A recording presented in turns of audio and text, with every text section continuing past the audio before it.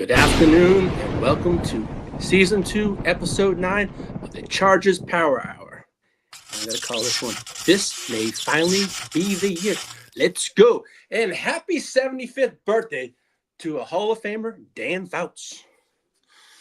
JD, you want to hit that peacock drop?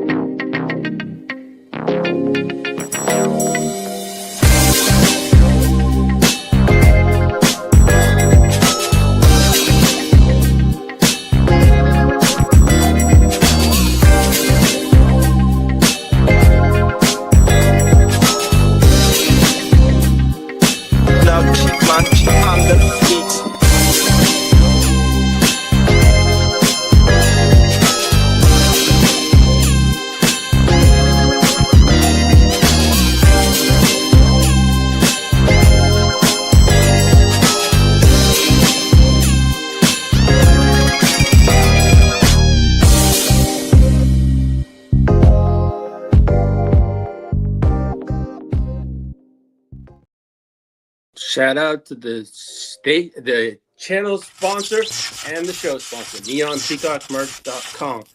As I said, head up before we get into today's episode, make sure to head on over to neonpeacockmerch.com. Check out the latest merch drops available right now.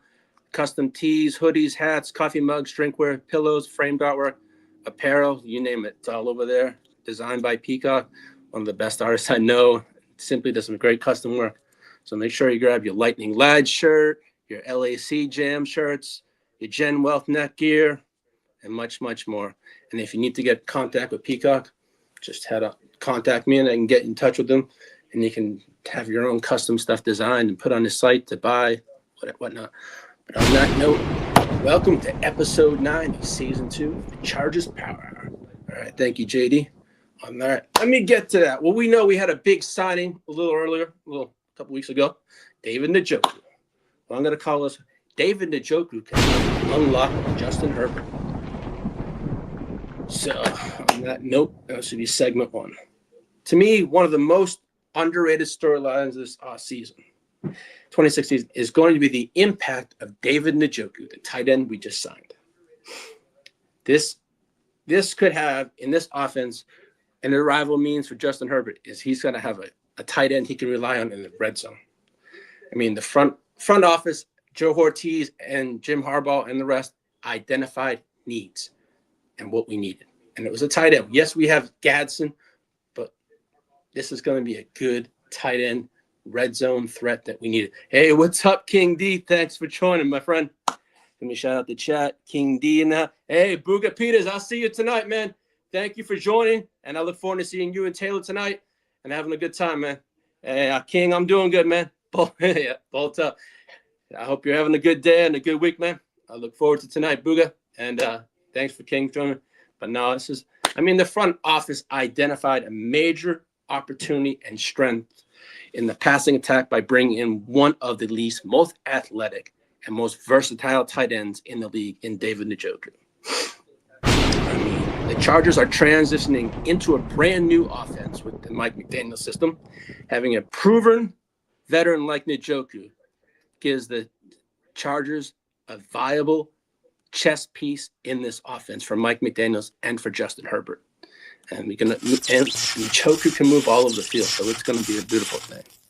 And we're probably going to run 2 tight end sets, so it's going to be a wonderful thing with Gadsden, Njoku, and you got to throw in there Charlie Kolar also. I mean, what makes Njoku for me so dangerous? It's not just his size, but also his athleticism and his ability. And to create yards after the catches, what's going to be a beautiful thing for this offense, and with Njoku added to it also. I mean, his yak is there. I mean, we're going to have Vlad, QJ, Njoku, Harris, the works. This offense is going to be fun this year. But I love Njoku. You know, Njoku hasn't had he hasn't played with a quarterback like Justin Herbert. Yeah, he's had the massage Watson pause. He's had multiple QBs in Cleveland, but he hasn't had the caliber of QB QB that Justin Herbert is. So to me, this is a huge addition for this offense and for the Chargers offense in general. So, I mean, Njoku can become a quarterback's best friend for Justin Herbert. It's going to be a safety blanket. The tight end's always a safety blanket. So I'm hoping Njoku is that for Justin Herbert, along with what we have on offense. I mean, he can move the chains. He can do what this is what this offense needs. I mean, I thought last year we were going to make a move for a better tight end, but we had Will Disley and whatnot going through it. But no, this is going to be a fun year, I think, for this offense. This tight end looks pretty good. Hey, answer the call. What's up, man? Hey, thanks for tuning in. I'll be making sure to tune into your shows. I appreciate you joining. Yeah, but no, I mean, it's good. I think this offense in general, as a whole, with Njoku, is going to be an exciting offense. I mean, look at what we have. Look at what Mike McDaniel has to work with and what this offense in general has to work with. It's going to be, I mean, there's going to be targets to go around. I mean, I think it's just going to be an offense that's going to be a high scoring offense than we had last year. We're going to put up points, but as I stressed on other shows, our red zone offense last year was not that great. I think this year we're going to have a red zone offense that's going to be up there in the league. We're going to score points, but our red zone offense will be much better this year, I feel. And I think with the addition of Njoku, it's just the icing on the cake. I mean, I feel we have the chess pieces to do a lot of damage this year. It's just about staying healthy, but if we can do that, I really think this Chargers offense in 2026 could be a wonderful thing to watch and a wonderful thing for fantasy football and for the NFL to take notice of. Man, we're not here to play this year. Yeah, I think we will be the best. Yeah, I think, right. I think, if anything this year, to answer your question, is are we going to see the best version of Justin Herbert? I feel with Mike McDaniel, yeah, I think we're going to. I mean, trust me. I mean, we know what Mike McDaniel is going to scheme up for this, but I know to understand what he did with Tua and all that kind of stuff, but we're talking about Justin Herbert. We're not talking about El Concusto here. We're talking about Justin freaking Herbert. So I feel what Mike McDaniel / Justin Herbert can do, those two together, I think it's going to be a beautiful thing for this offense. But, you know, if this offense reaches its full potential in 2026, I think Njoku may end up being remembered as the missing piece that was missing in this offense. Now, there's going to be a lot of things. You got Justin Herbert, Quentin Johnson, Ladd McConkey, and Marion Hampton, and Njoku. It's just one more added piece of this offense. And to look how from last year to this year, what our offense looks like, to me, it's night and day. I mean, we didn't have an offensive line last year. We have one this year with our tackles coming back, with the addition of Biadish, with the addition of Slaughter. There's a lot of additions that we didn't have last year. That this offense could be a wonderful thing this year to watch. And for a Chargers fan, I'm excited. And I know a lot of people are excited for this offense. And if this offense clicks, it's going to be a fun one to watch this year. So on that note, man, I think the Chargers is going to attack on multiple levels this year, and I'm looking forward to it. What's up, Dennis? Are you going to give up on Gadsden? No, Dennis, I'm not giving up on Gadsden. All right. No. Njoku was signed for 1 year, $3 million that goes up to 8 in incentives. Gadsden, I feel, is the future. We're just bringing in Njoku for this 1 year. And then I think Gadsden's going to take the show. I think we're going to run 12 and 13 personnel this year, 2 tight end sets. So Njoku and Gadsden are both going to be players in this offense. So to me, no, I'm not giving up on Gadsden. We saw what Gadsden did last year. And to me, I know what the future looks like with Gadsden. It's going to be a beautiful thing. As I said, a lot of these things, these pieces that we got this year was to fit the Mike McDaniel schemes and offense. So if Mike McDaniels is here for 1 year, then you see all these deals that we made. If they're 1 year or 2 year deals, we can get out of them. But to me, hey, I would love him to stay longer. But truthfully, as my heart of hearts, I just don't see it. I think Mike McDaniels does get a job next year if he thrives in this offense. As much as I hate to say it, you know, that's what he's here for. But I think he can do what he can do for Justin Herbert this year. I think he could unlock him. and I'm going to get to that in the next segment. Let's see. It's like Mike McDaniels is going to have fun with all those off. Oh yeah, with Hampton, with Mitchell. Oh my God, yeah, it's going to be a fun one. Herbert's arm strength alone. Yeah. Hey, Marco. Shout out to Marco from the future. Thank you for tuning in from Germany. I appreciate it, Marco. Yeah. Yes, sir. Yeah, what's good, Tino? Team leader Tino's in the house too. Thank you very much. Keeping the chat lit. I appreciate it. And I'm going to make this one a good one today. All right, JD, let's pull up. We just discussed about what I said about Justin Herbert. Let me pull up that MVP window. Yes, I said it. The 3 magical words. MVP. Let's go. All right. I'm going to call this one the Justin Herbert MVP window is wide open in 26. We know Justin Herbert last year got that one single MVP vote, but we know what he did without an offensive line. Come on. Now give him offensive line, time to throw the ball, also add Mike McDaniels and also add the additions. Come on now. Why can't Justin Herbert be in that conversation? This is what I know I'm going to hear about it, but you can clip this. I'm going to say Justin Herbert in 2026 will be in the MVP conversation. Clip that again. Yes, I feel that way with this offense, line healthy, and Mike McDaniels, and what Justin Herbert did last year. That's what I'm basing my opinion on, is what he did last year with 16 different offensive line combinations, and now having a healthy offensive line and the additions in the offseason, and a healthy Amari and Hampton. Come on, we know what Hampton did with Mike, what A-Chain did with Mike McDaniels. Come on, it's going to be bomb time. So I'm looking forward to this year. And I think this is it. So I'll get to it. So one of the most interesting storylines, 2026. What's up, JD? I had to hit the drop. My bad. I had to hit the drop. You were cooking. My bad. I had to hit it. Tino says, LOL, MVP. Dude has never been a top.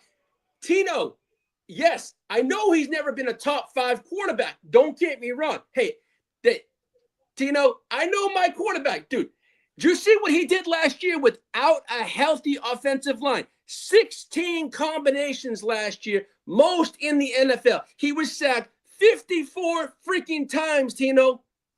I ain't going to say anymore. But what he did, he delivered 7 wins also, too.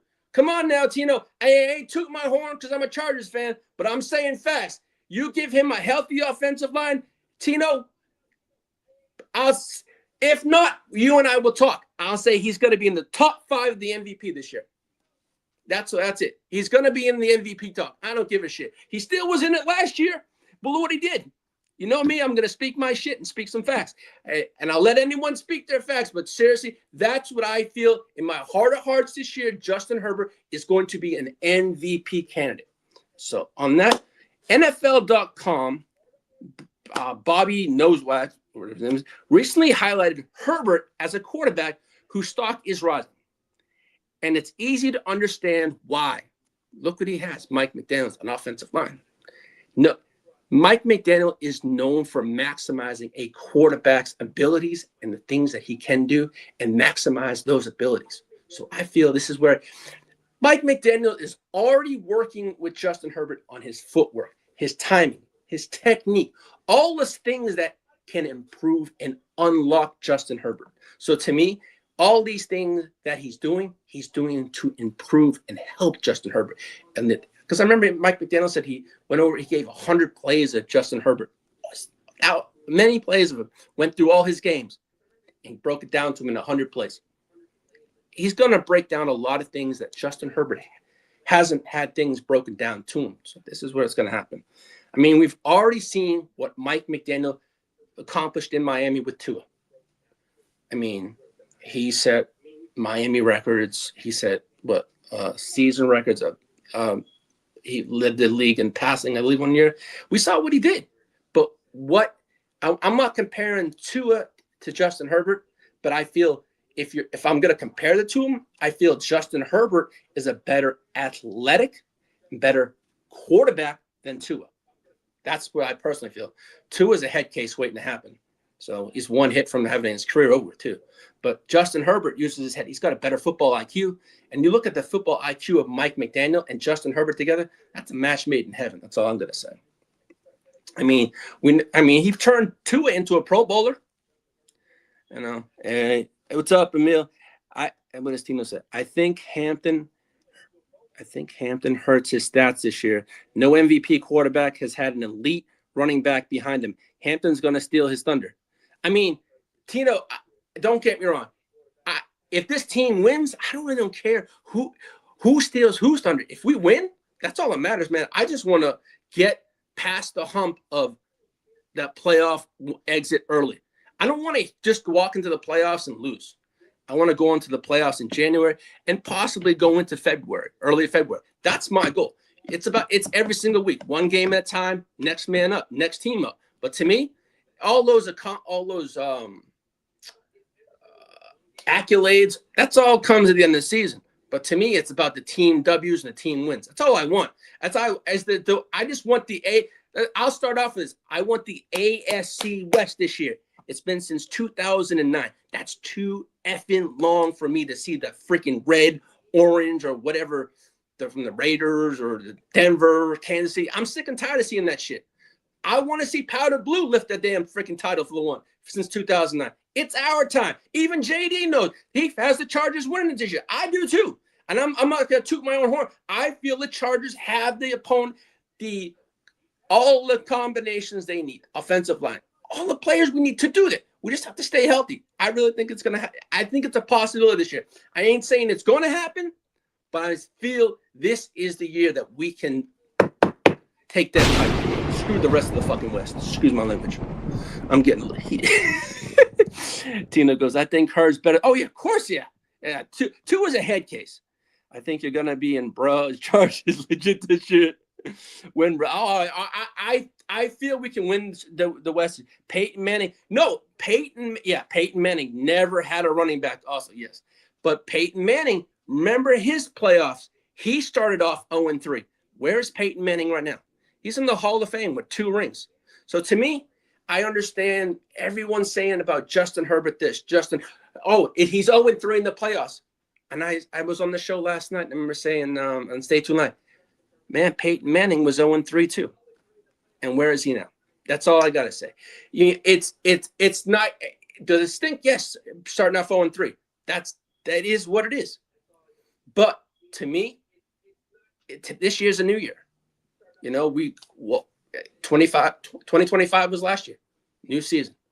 We have a new team this year. We have an offensive line, something we haven't had last year. So, as I said it many times, and even in the offseason, I stressed offensive line drastically in the offseason and in the draft. That's what I wanted.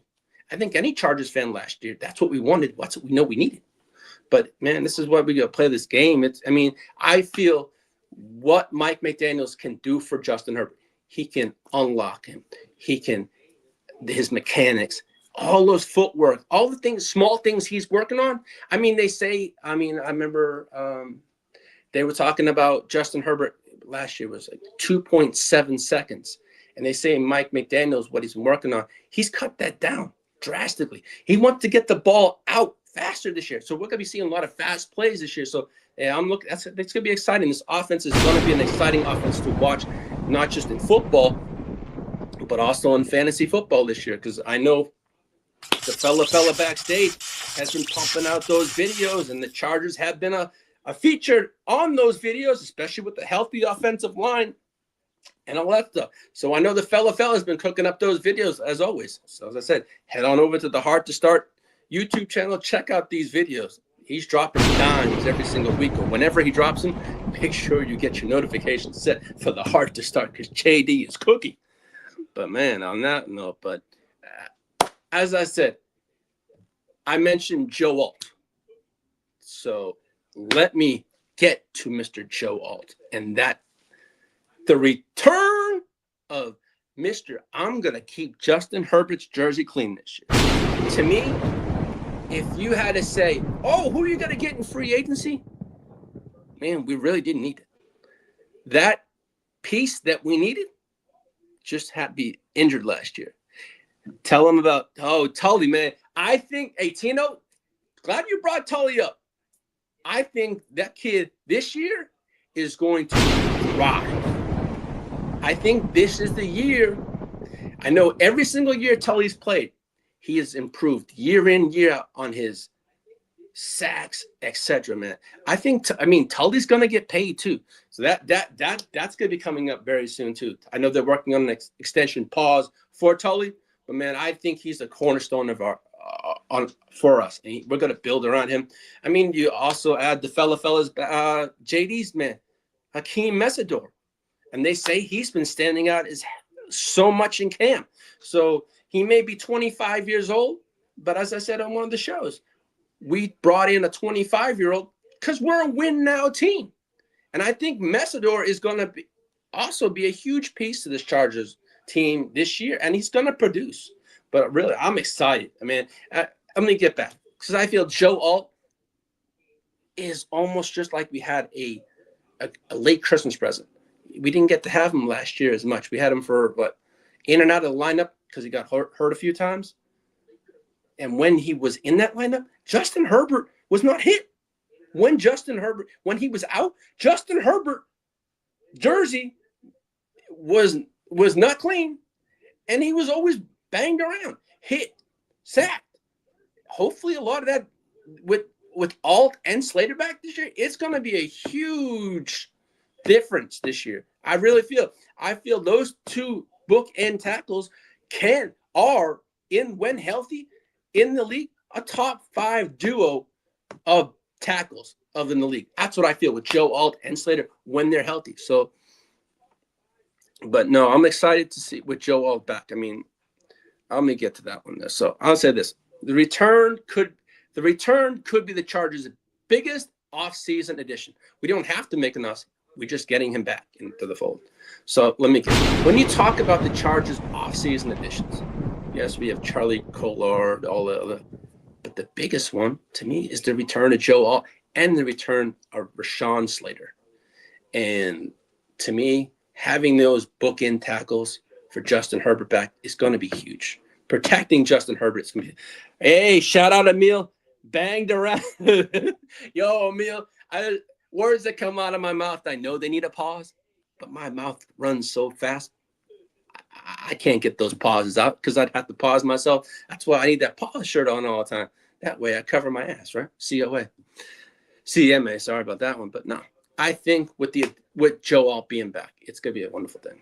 I mean, you think about the coaches, the free agents, the draft picks, but not one of them is the biggest addition is Joe Alt and Slater back, I feel. After appearing in just 6 games last year and suffering a serious ankle injury that knocked him out for multiple games last year. As I said, he missed about 11 games. We're getting Joe Alt back. And they say he and Slater in OTAs have been excellent. It looks like they haven't missed a beat. But I know for me, having Slater back is a beautiful thing, but I know that injury that he suffered of the two probably does worry me the most of re-injuring would probably be Slater's over Joe Alt's because Joe Alt's was his ankles. Rashawn Slater's was his knee. So that's where that's why I said in the draft I was more concerned about getting players that could play multiple positions because we know how the Chargers are when they get hurt. And our offensive line is hard. So to me is filling that positions and we're doing that. But I think in the Mike McDaniel system, in the new offensive system, having the protection for Justin Herbert and also having the time to throw is going to be huge. And that's where Slater and Alt's going to come in. That's huge for a football team. When you have time to throw the football, we know Justin Herbert didn't have the time to throw the football last year. He was running for his GD life. How many times? Numerous times. That was the most amount of yards he's ran in a season last year because he was running for his life with no offensive line to protect him. Joe Alt was drafted to be a cornerstone piece of this offensive line for the next decade. Yeah, we lost about half a season with him, but we saw what he did his rookie year. And to me, I'm like, this is going to be exciting. And that's why I say to me, you look at Slater, you look at Tully, all the players that we drafted, they're great players. It's just it was injuries, but man, I'm really excited with these guys coming back. I mean, high draft picks. We have high draft picks on this line. We have 4 first-rounders too on this offensive line. But Alt has the size, the athleticism, the technique, enough to protect the edge and give this offense stability that every great team needs. And we have that back. And I'm glad, because that's even more encouraging to hearing that Alt described McDaniel's offense as freeing. I think that, freeing, yeah. And he was telling the coaching staff, putting players in position to maximize their strengths and their abilities. So Mike McDaniels, even if he's here for a year, to me, it's all the things that he brings this year for the players to learn going forward if Mike McDaniels is not here next year. But to me, it's the strength and the forcing the rigid holds, pause for the athletic tackle like Joel, and could be a major advantage for this team. Let's be honest here. Everything starts up front. A healthy Joel backing up a franchise quarterback in Justin Herbert is a priority. Getting a healthy Joe back in the lineup may end up being one of the most important developments of this entire offseason for the Los Angeles Chargers too. But sometimes the biggest additions isn't the player you sign. It's the star you get back. And we got him back, and we get Rashawn Slater back. And to me, I know I've mentioned it many times in the show about Rashawn Slater and Joel. To me, this team is going to revolve around the protection of Justin Herbert. Justin Herbert could be an MVP candidate, yes, but it all revolves around this offensive line, I feel. A healthy offensive line for Justin Herbert, amazing things could happen, so we shall see. But, shout out to the motherfucking chat. Yeah, you guys are keeping me busy today, but I'm liking that because it keeps it going. I like the interaction. I like the questions, so keep them coming. I'll try to get to them too. But no. All righty, JD, you want to get that segment for the Justin Herbert, the history picture? All righty, it's going to be there we go. So I'm going to call this one Justin Herbert's place in NFL history has already been secured. All right, there's a tweet out, and that's why I pulled up in the picture. One of the biggest reasons Chargers fans should be excited at the future is because Justin Herbert continues to accomplish things that very few quarterbacks in NFL history have ever done. As you can see that graph up on the tweet up there in the picture. Quarterbacks in NFL history with 5,000 plus yards and 300 plus rushing yards in the same season. Justin Herbert and the Kansas City Chiefs, Patrick Mahomes. End of the list. 2 AFC West quarterbacks. Then again, that's my boy, Justin Herbert. But hey, it's not too bad company to keep out there, Patrick Mahomes. As much as I hate Kermit, but I have to respect Kermit's game. And I'm going to call Patrick Mahomes Kermit this year quite a bit too. That's not hate towards the Chiefs. I don't have love for the Kansas City.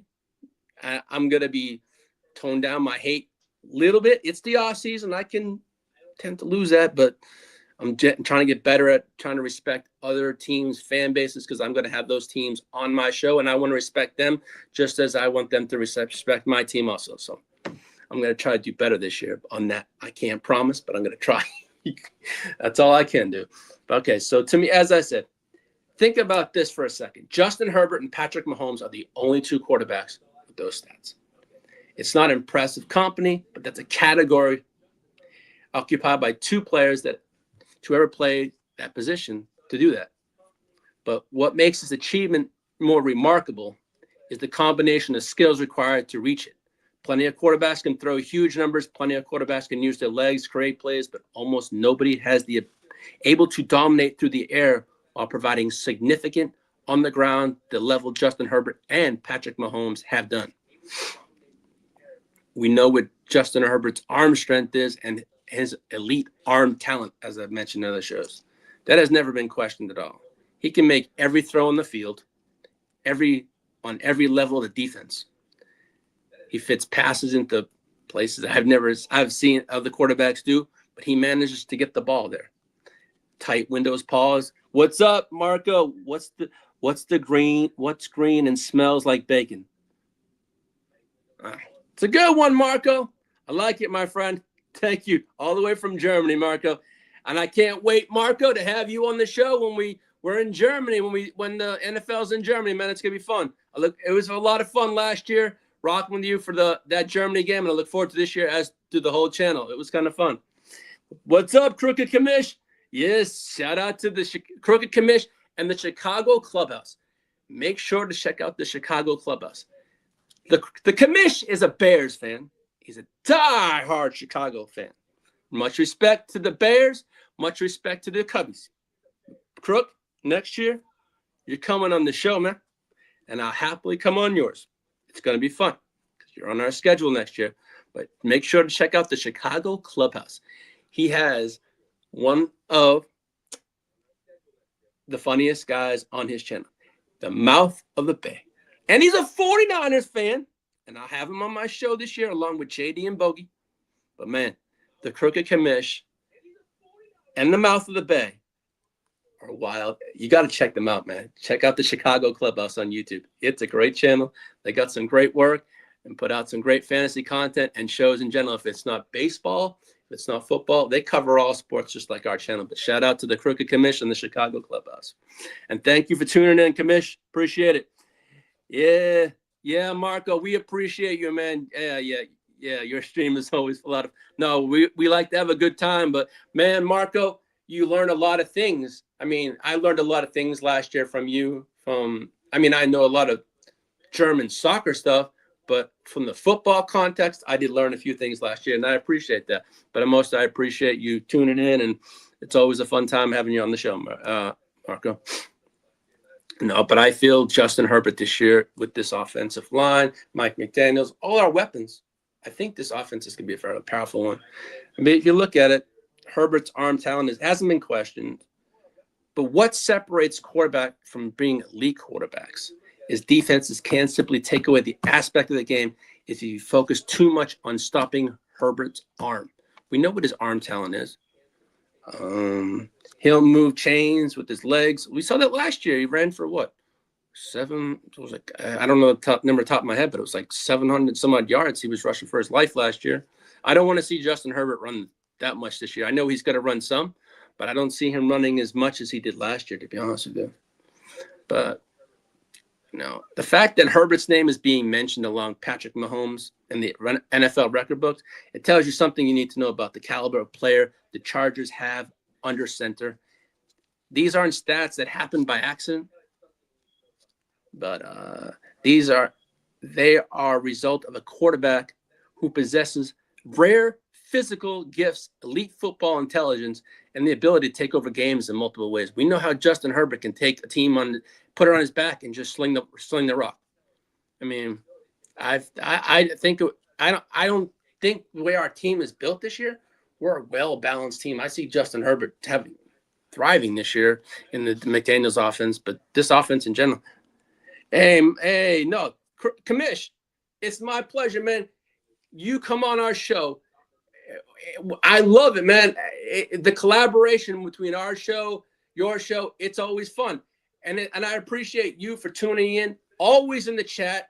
We appreciate you, man. It's a great team. And as I say, when you surround yourself with good people and good channels, good things happen, man. And I enjoy it. And I enjoy the friendship I have with you. And I can't wait to see you in Las Vegas, man. It's going to be fun. I mean, we've talked so much here and there. I've been on your show here and there, but getting to meet you in real life is going to be even funner, man. So I'm looking forward to Vegas. Too bad the Mouth of the Bay can't be there, but we know what's going on with the Mouth. But congratulations to the Mouth on his engagement and all that stuff. It's exciting news for the Mouth of the Bay. But, man, congratulations, Mouth. Maybe next year I can see you there. That'd be kind of fun. But I really do feel Justin Herbert could, as I said earlier, could be unlocked this year. And this offense is going to get unlocked. The whole offense in general, it's going to be fun to watch this year. But to me, the ultimate goal for every team is bringing home a championship. I know the Chargers have never won a championship. Yes, we won an AFL championship. I'm not going to go there. That's not an NFL championship, as I've been told on our channel. It's an AFL championship. So, but to me, the end game is a Lombardi trophy. Is it this year? I do not know. Is it next year? I don't know. But to me, that is what every team is, all 32 teams are striving for. And that's what I'm hoping for this year or coming up. What's Marco got to say? Think Mike keeps him away from the line with the play action. Hampton really is the X factor in my mind. Defense still going to be solid. Yeah, Marco, even though we lost Jesse Minter, do I think our defense takes a hit? I think it takes a small hit this year. But having the Chris O'Leary, knowing the players, knowing the continuity, I don't think we take much of a hit. I'm going to say maybe a slight dip, but I don't see much of a drop off. So to me, that's be fine. And what is it? But can Herb do it in the playoff? To me, Marco, I don't want Justin Herbert to be remembered as a great regular season quarterback. Don't get me wrong. I don't want that. I want him to be able to, hey, go into the playoffs, take the first win, get that monkey off his back. I think when he gets that first win off his back, that's a lot of pressure off him because that's all that you hear about Justin Herbert. Oh, he's 0-3. He's got a donut afterward. Yeah, I understand that. But you know what? As I said, so did Peyton Manning. And where is he now? That's all I got to say. I'm not going to say it all the time, but I'm just saying, if you want to bring up the 0-3, I can say the exactly same thing about Peyton Manning. He's got 2 rings now. So to me, that's something, you can throw it in my face. It gets old, it gets stale. But to me, I'm not going to mention it anymore because it's facts. Yes, he's 0-3, but I feel this year he gets over that hump. So to me, that's how I look at it. But on that note, JD, let's go to segment 5.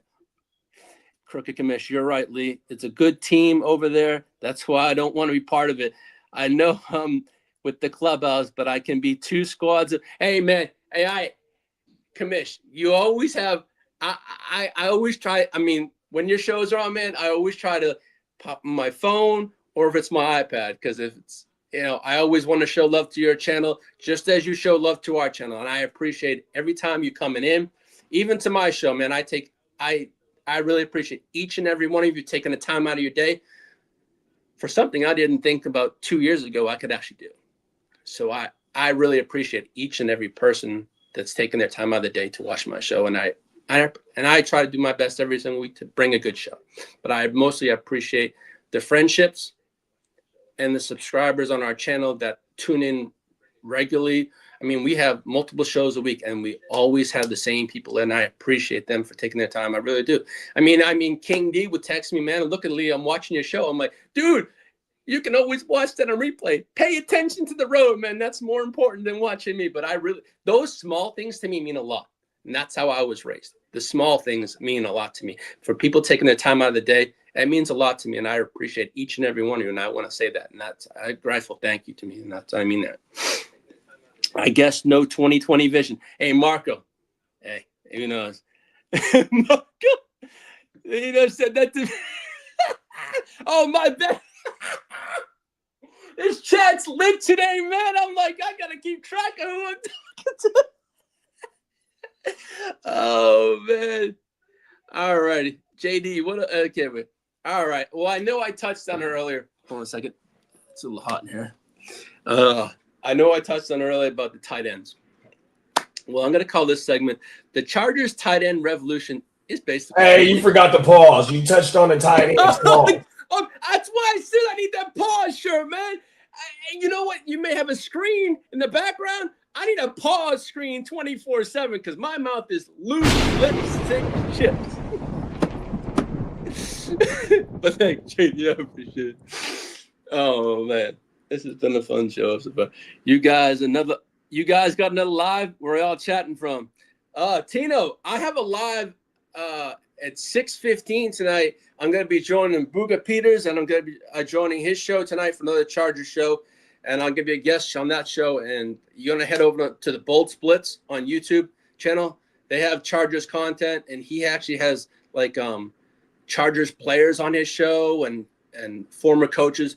Man, Booga Peters knows a lot of people, and he's got some great shows. So you might want to check out the Bold Splits over on YouTube. And towards the end of the show, I'll pull up the QR codes, and you can just scan them, and you'll have them. Because I don't want to say the name wrong or stuff like that, but I'll have the QR codes towards the end of the show. So let me just Yeah, clip that. Hey, man.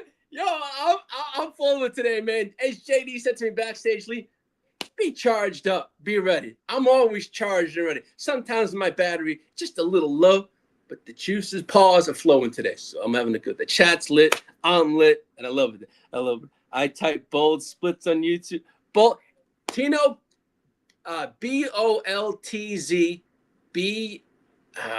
BLITZ. Bolt splits, all one word. But I will pull up. Yeah, there you go. Thank you. It's the top one up here is Bold Splits Uncut, and Electric Edge is another, and that's Taylor Bloom. They Taylor and Booga both work together. They do shows together. So there's this, and also you got JD's Heart to Start channel, and my boy Jay over on TikTok has his own information. He puts up charges content every single day over at Charged Up 81. So that's his TikTok QR code. And the two top ones are Booga Peters and Taylor Bloom. So those are two great Chargers podcasts that I do watch. And they put out some great content daily from the two of them and together also. But on that note, let me get back to this show. As I said, I touched on the tight ends earlier. Pause. It's funny that shirt. Okay, so for much of the 2025 season, the Chargers tight end room simply wasn't making enough of an impact on the offense. It wasn't the running game. It wasn't the pass protection or creating explosive plays. I mentioned last year we could not create explosive plays for the life of God last year through the air. But this was a position group that needed a serious overhaul in the offseason, and we did that. We went out. We got one of the best blocking tight ends in Charlie Kolar. And we also got a little earlier David Njoku. But fast forward to the 2026 offseason for the Los Angeles Chargers, and GM Joe Ortiz has completely transformed this tight end room this year. Oh, this is where y'all are. This is a good team. Oh, Tina. Yeah, it's all good, man. But no, I mean, the first one came the addition of Charlie Kolar, as I said. While his numbers may not be off the page, so to say, but his value goes beyond the stat sheet. Kolar brings toughness, physicality, and his blocking ability, not that the Chargers really needed. I mean, his presence could immediately help both the rushing attack and the pass protection. They say he's one of the best blocking tight ends paws in football. So to me, this is another Mike McDaniel hire. So that's, allowing this offense to operate more efficiently and effectively. But Ortiz wasn't just done right there with that tight end room pause. After all the charges, we also landed David Njoku on a one-year deal that could end up being one of the most important additions of this offseason and unlocking this offense also. Njoku gives Justin Herbert another weapon along with Ladd, Q, Trey Harris, and all the other stars on this offense. But you have to account not just Ladd, Q. Now you got to account for the Njoku. Yes. You stay charged. You ain't got – hey, Tino, some days this battery is like not fully charged. But it doesn't take me long, man. Trust me. I'm grinding daily. I'm working daily. But I'm trying to pause a good show all the time. If it's not for wake your game up, whatever. I just want to produce. I got the best producer I could ask for, so I just have to do the rest of the work. But I have an amazing producer backstage, man. Y'all lit me up today, man. But man, and then you add Oronde Gadsden. We saw what he did last year as a rookie tight end. We saw flashes of what Oronde Gadsden can do. And the addition of Njoku, man, he's going to learn things from Njoku. But I feel when Njoku's, if he's still here next year, I don't know, he's on a one-year deal. I think he's going to ball out in this offense, boss. And he's going to basically play himself into another contract next year, possibly. And I think that's what he's hoping for. I mean, and then, as I said, Gadsden, the Chargers have a complete tight end room. Kolar handles the dirty work. Gadsden continues to grow into a versatile weapon for Justin Herbert, and Njoku provides the proven playmaking ability on this offense has been missing. We haven't had a proven tight end for me since Antonio Gates. I mean, come on, that's just the name right there.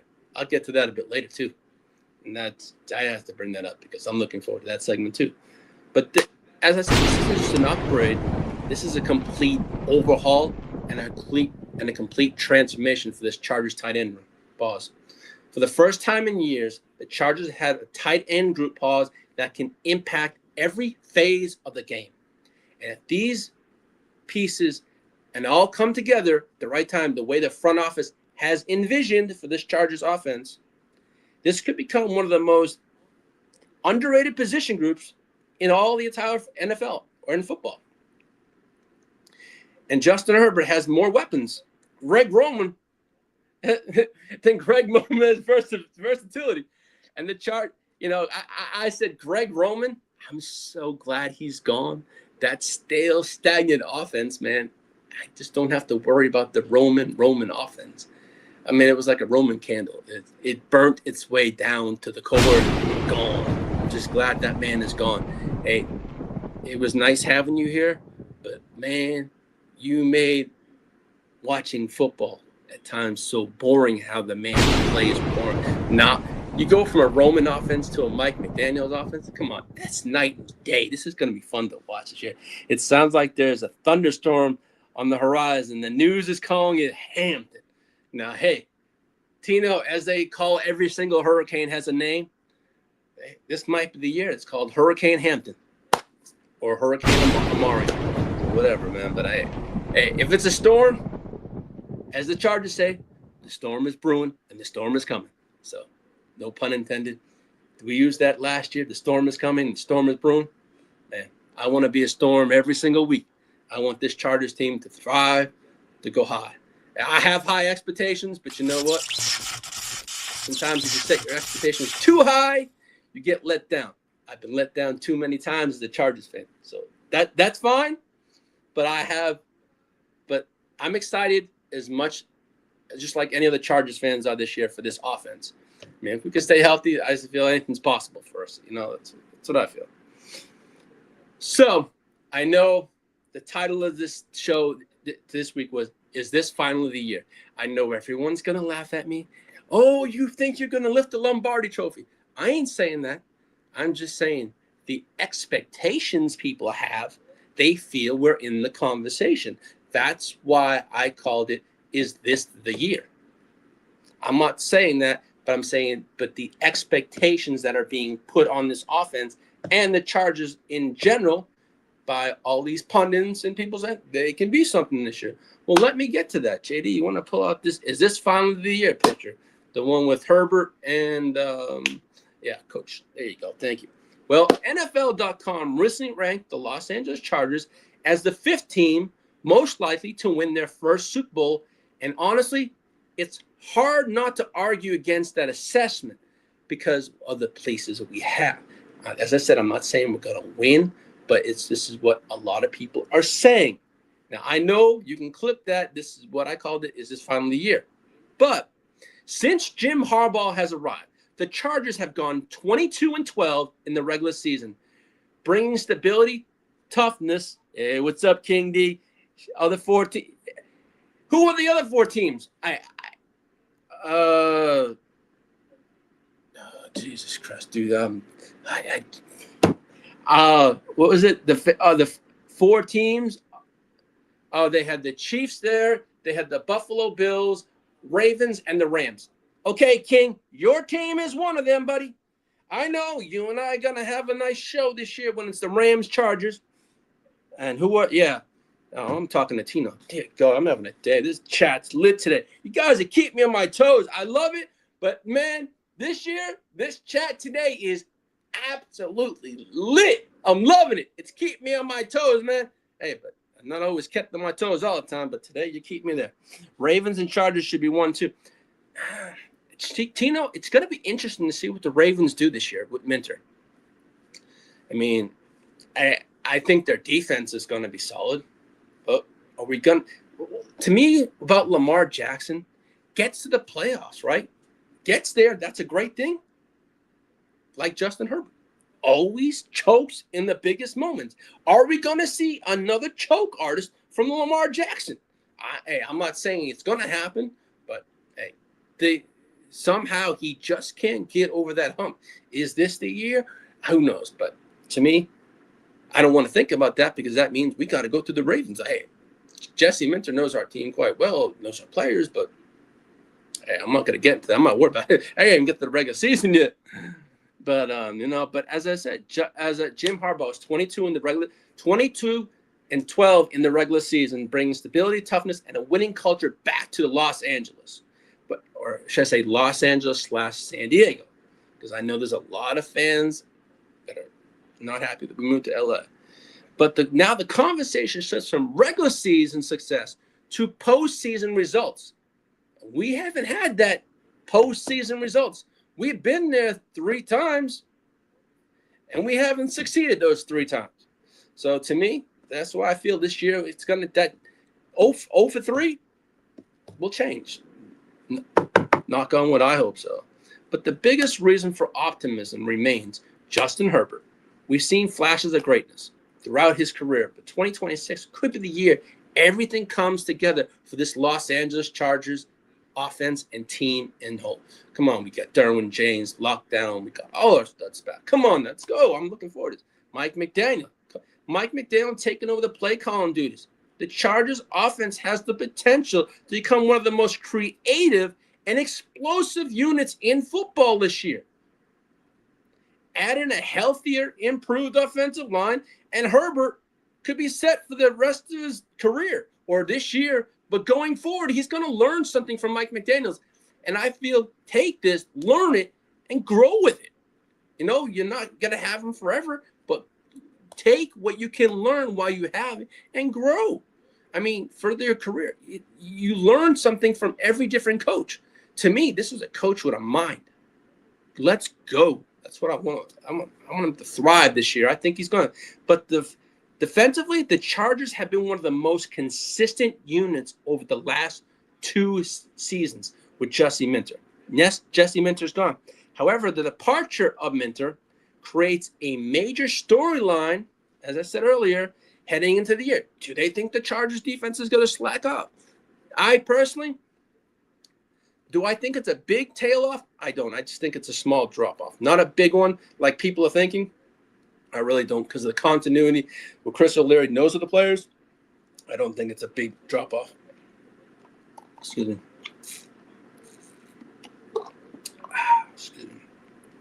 As I said, with the creativity and the explosive units of football, add a healthier, improved offensive line, a Herbert could set up for his career. But as I said about the defense, the new defensive coordinator Chris O'Leary inherits a talented group, but maintaining that level of excellence won't be easy.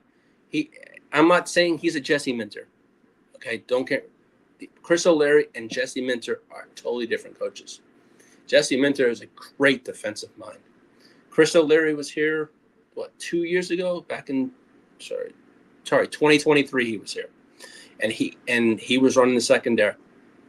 And I feel our secondary this year is going to be much more improved this year.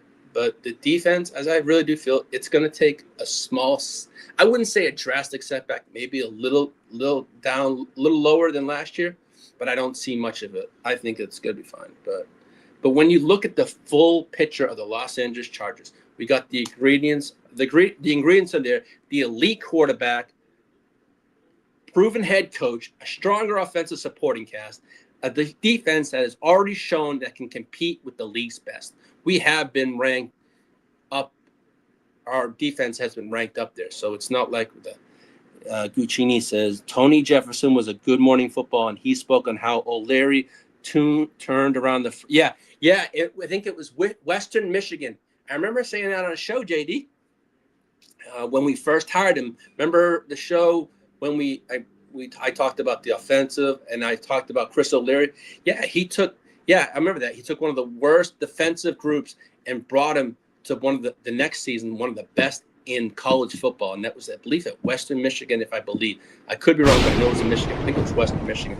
But, yeah, he did turn around that program. But, that's college. This is professional football. So it's a different thing, but we shall see. But we shall see what happens here.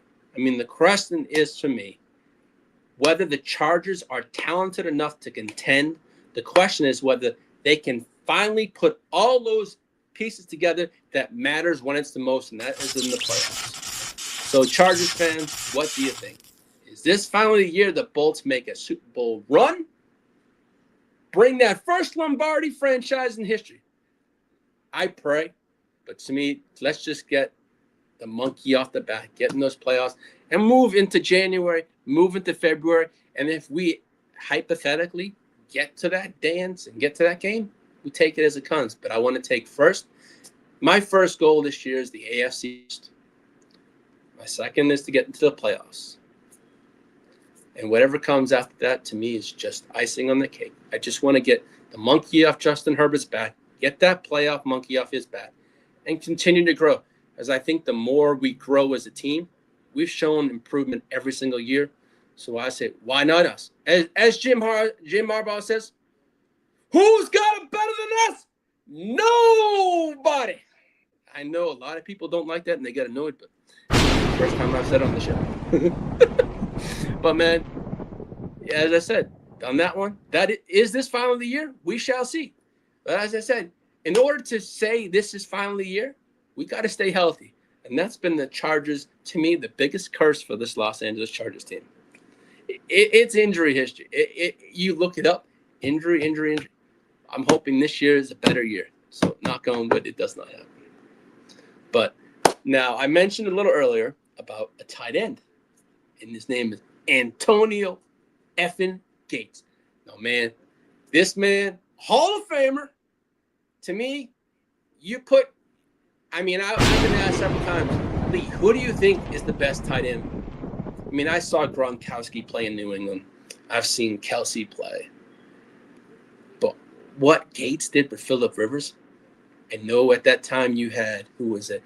The one for the Chiefs over there. I can't remember the name. I don't want to think about Kansas City Chiefs players, but, he's a Hall of Famer too. But no, to me, Antonio Gates, I feel, is a top 3 tight end of all time. That's just me. I'm being a Charger lover. But I feel Antonio Gates is a top 3, I'd say top 5 tight end of all time. I mean, you're gonna have Kelsey up there. You got to have Gronkowski up there. We got a Chargers legend. We got Calvin Winslow up there too. I mean, but to me, I loved Antonio Gates as a Chargers fan and a Chargers player. I mean, we saw what he did. We went 14-2 that year, one year, and that was a year I thought, man, we had the best offense and the best defense. You can have the best offense and defense in football, but you got to win. And then that was a year it was rough. We lost to the New England Patriots. That was a rough one, man. I don't like those New England Patriot playoff games. It's something for me I'm not a fan of. But, shout out to Mark Davis and the New England crew back home. That's all good. But let me get to the gold standard. I'm going to call this one the gold standard. Antonio Gates still stands alone. Alrighty. So a few players in NFL history have redefined the position the way Antonio Gates did for the Los Angeles Chargers. Back then, it was the San Diego Chargers. Now it's the Los Angeles Chargers. But, hey, man, if it's San Diego or Los Angeles, I know that ruffles a lot of feathers. I'm sorry to that, but, it's the Los Angeles Chargers now. But a former collegiate basketball player standout, Gates made one of the most remarkable transitions from basketball to football, transferring itself into an unstoppable force on the football field. We saw what Gates did. I mean, some of those plays, man, he'd go up there and he had no fear. But defenders simply couldn't counter and he could become one of the best security blankets he was for Phillip Rivers. And a nightmare for opposing defenses, man. That was one thing. It was Gates.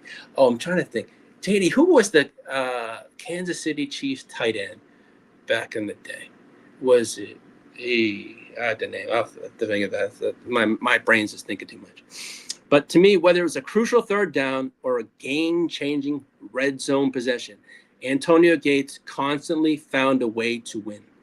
Defenses coordinators threw double teams at him, bracket coverages, and very imaginable schemes in his direction, but his ability to create separation and dominate on the field, catches, man, he was unmatched. It was one of my, to me, growing up as a Chargers player, I'm going to have to say it was Gates and Phillip Rivers were my favorite Chargers players growing up. I would say that whole Chargers team in general was my favorite. I mean, but I always was a Rivers fan, man. I wouldn't take that 17 jersey off my back. I'd wear it no matter where I went. That was a boy, man. That was the gunslinger. That was Phillip fucking Rivers. That is to me and will be. I feel I'm going to say this right now. I feel Phillip Rivers is a Hall of Famer. I know a lot of people don't think he is, but if you based, I'm going to get off topic here. If you based it on stats alone, Phillip Rivers is a Hall of Famer. Yes, he doesn't have a ring and all that kind of stuff, but look at his stats compared to some of the other players that have no ring. Phillip Rivers does deserve his time in Canton. I hope that one day does come for him. And I think what he did last year for the Colts, I think for a 40-year-old man coming out of retirement, still slinging the ball around, hey, man, he still got it. But hey, that will always be my favorite quarterback growing up is Phillip Rivers, man, on that note. But no, over 16 legendary years, come on, Antonio Gates hauling in an incredible 116 regular season touchdown receptions. That record not only stands the most in franchise history, but it remains the defining benchmark for excellence in Chargers football. When the conversation turns to greatest pass catchers ever to wear a Bolts uniform, Antonio Gates is just part of the conversation. He sits alone at the top of the mountain. That's why I say he's the gold standard. He's a Hall of Famer, a record holder, and a Chargers legend. To me, there will be no ever another Antonio Gates. There's only one AG, and that's Antonio Gates, man. But that's when Chargers football was fun to watch. Phillip Rivers, LT, Gates. That offense was that was Marty. It was Marty ball. And what happened to Marty? He got freaking fired right after that season, going 14-2. I've never seen that in football. You take them to the playoffs, oh man, bye-bye, 14-2, man. I'll never understand. Sometimes I wonder about that, but it's the past. But it's one of those things I always wondered about. Rivers is in their best quarterback. Tino, I really feel he deserves to be in there on his. I know many people always say it's rings and stuff like that. But I'll say one thing. You name one quarterback that played a playoff game with a torn ACL the whole freaking game. Phillip Rivers did that against the Patriots. Yes, we lost that game. But to me, I always say this. He was one tough son of a SOB. That's all I got to say about Phillip Rivers. But he could trash talk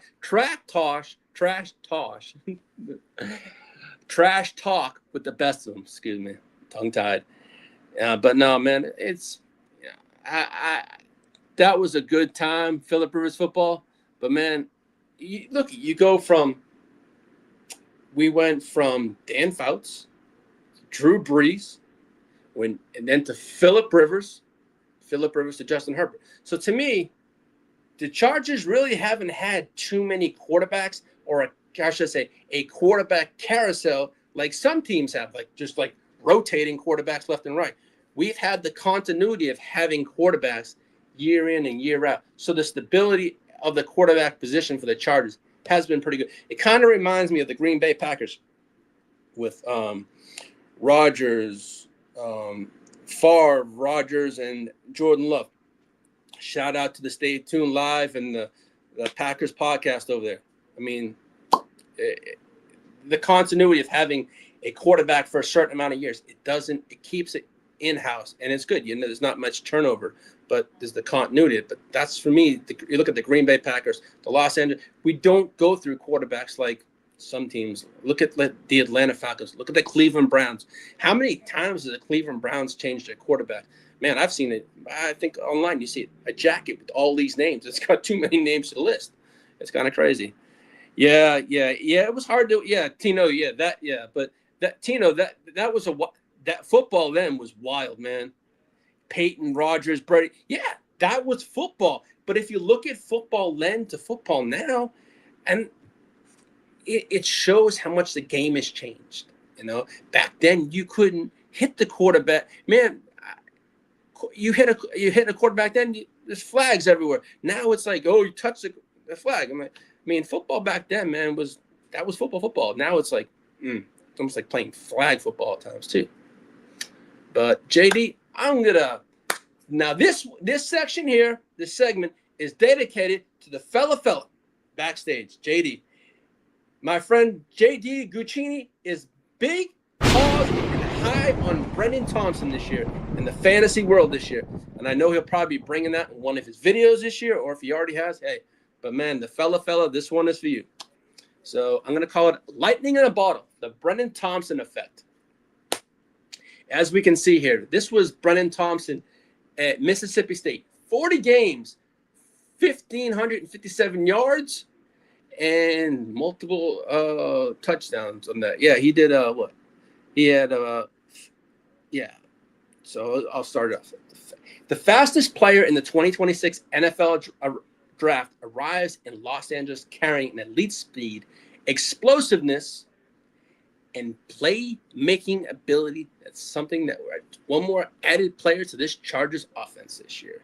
And the kind of vertical threat that immediately commands attention from opposing defenses. Throughout his collegiate career at Texas, Oklahoma, and at Mississippi State, Thompson built a reputation as one of the nation's most dangerous deep ball weapons paws, capable of turning a routine play into a highlight reel touchdown. Man, I'm hoping I see some of that this year when he gets integrated into this Chargers offense this year. QB sucks because they don't have enough time to. Yeah, you're right there, Tino. You got to play a rookie year, and if you lose your cut, yeah, I mean, Tino, what's your thought this year with the Raiders? And as I said, I'm saying the Raiders. I'm not saying what did I call them last year. I'm saying the Las Vegas Raiders. Do you think Mendoza starts, or do you think it's Kirko this year? Do you think he starts out the season? I wouldn't be doubted. I could probably see Mendoza playing around week 4 or 5, possibly, depending on the Raiders if they're in or not. I don't know, but I ain't worried about that team. But I'm just saying, if you say, I think to me, if you're gonna grow as a player, I mean, he's a number 1 pick. I'm not saying throw him out there right away, but I feel the Raiders are gonna want to see what they have with Mendoza. Do they throw him out there around week 5 or 6, or do they hold him to the middle of the season? I don't know. I mean, I'm interested to see what they have in Mendoza. I think he's got the talent. I mean, he's not a number 1 pick for a reason, but we shall see. Yeah. So you look at that's why. Yeah. But the Raiders know the fans want to see him, and the fans pay yeah, exactly. So to me, I thought, hey man, he may work his ass off during the offseason because you look where he's from, Miami, Florida. Where do the Raiders play week 1? Miami. I don't know if it's in Miami or if it's with the Raiders in Vegas, but man, it's his home team. But hey, they're doing what's best for their team. Does he play week 1? Who knows? Is it Kirk Cousins? Possibly, but hey, man, Mendoza's got a lot to work for, and hey, if he wants to be in that week 1, I know he's got the talent. He possibly could do it, but we shall see what happens. But hey, as I know, Hakeem Mesidor, he got him a few times in that national championship game, and if Mendoza steps on the field, I hope he makes him a pancake blanket himself this year. So I'm looking forward to that. I mean, I got a few shares of Mendoza this year in fantasy football, so we shall see what happens. But as for Brenen Thompson, he had a breakout in his 2025 campaign in college. Nothing short of spectacular. He led the SEC with 1,054 receiving yards while averaging an impressive 18.5 yards per reception. Thompson's proven he wasn't just fast and elite. He was productive every time he stepped onto the field. Defenses were faced with to account for his game-breaking speed and ability to score from anywhere on the field.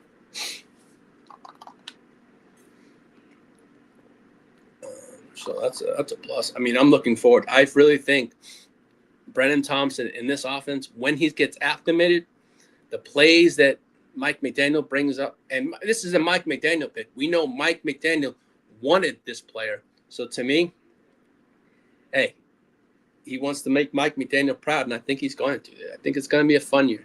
But also for Justin Herbert and the Chargers offense, it's one more added weapon, but a weapon with speed.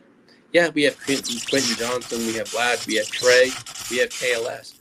But you add Brenen Thompson's speed. He was probably the fastest. That was the fastest in the draft.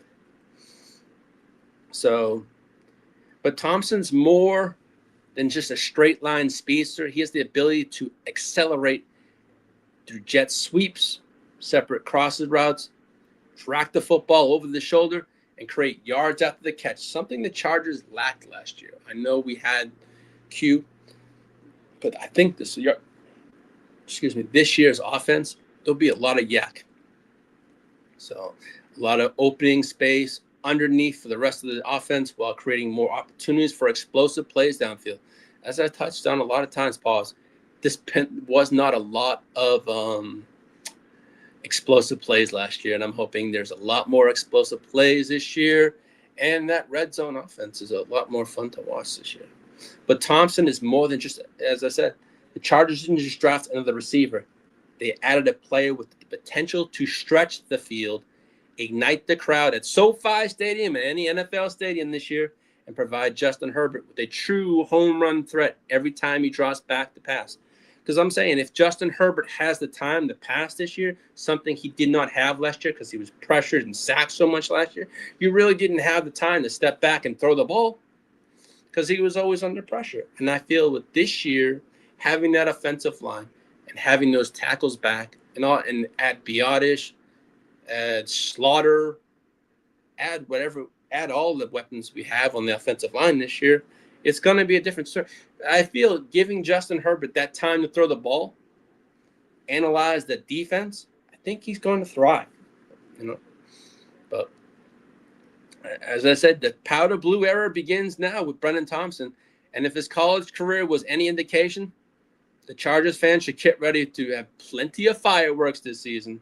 Speed, explosive, and he's a game changer. And I'll say this about Brenen Thompson. When Brenen Thompson's on the field, every snap has touchdown potential written all over it. And I say, oh God, if you have him in fantasy football this year, to me, he's going to be a sleeper. I really think he's a sleeper pick this year for the wide receivers. But I know JD probably, if he's done a video with him already or he has one coming up, as I said, check out the fella on the Heart to Start channel and all his wonderful videos. Now, as I said earlier in the show, happy 75th birthday to Dan Fouts, man. Shout out that I just wanted to leave that up. Now, there's a few news and notes here. JD, you want to pull up that news and note picture? Wrapping it up pretty soon.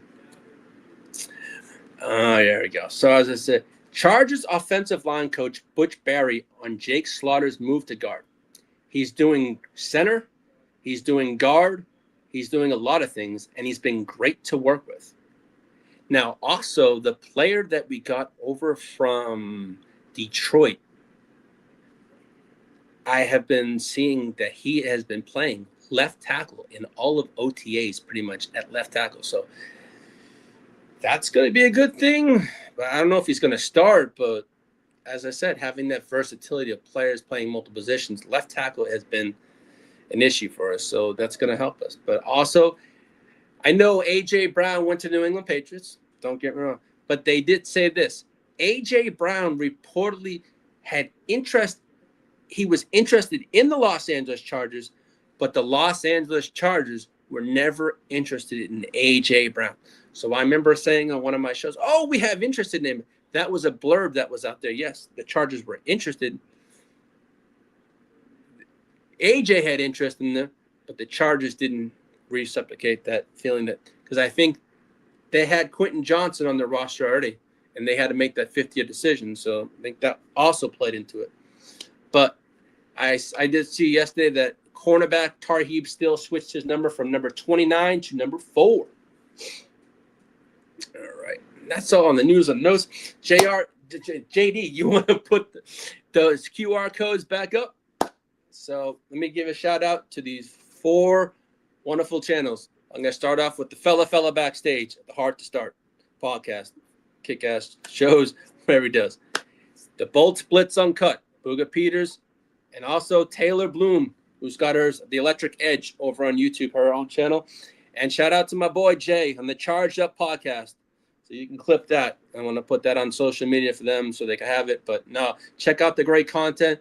But I know the fella, what he does on Wake Your Game Up and does for our channel, I appreciate it. We all appreciate it. But man, you kill it, and you're the best producer for me. And I couldn't ask for a better producer of the show, but I couldn't ask for a better friend also. So on that note, as I said, if you're following me on X, TikTok, Instagram, Facebook, I just want to truly appreciate each and every one of you for the support and the constant love and support you gave me in the comments and all that kind of stuff. And today you kept the chat lit, and I appreciate that. What's up? Shout Lee, big Ola never gets love. Yeah, Tino, man. My next show next week, I'm gonna focus on the O-line, man. I'm gonna do that. I am. Don't. Yeah, I get. What's up, Johnny Mittens? Shout out to Pat's Nation. Hey, Johnny. I don't know, man. If you want to send a video for the on Patriots Week, I'll happily play it, man. If you want to send a 15-minute clip and talk your shit about the Patriots Chargers Week, man, it'd be kind of fun. Thanks for tuning in. And that's another subscriber that's always there when our shows is Johnny Mittens. Shout out to him. And are you coming, Johnny? If you're coming to Vegas, man, I look forward to meeting you if you're there. And thank you for tuning in. But as I said, on that, I appreciate all the support, and I'm trying to bring as much content as much as possible, a weekly show as much as possible. But as I said, check out JD, Booga, Peters, Taylor Bloom, and also my boy Jay over on TikTok. I mean, they're putting out great content daily, weekly, great shows. So there's all the channels. Just scan them, like, subscribe, whatever you got to do. But they're great content creators. They put out great content. I appreciate each and every one of them.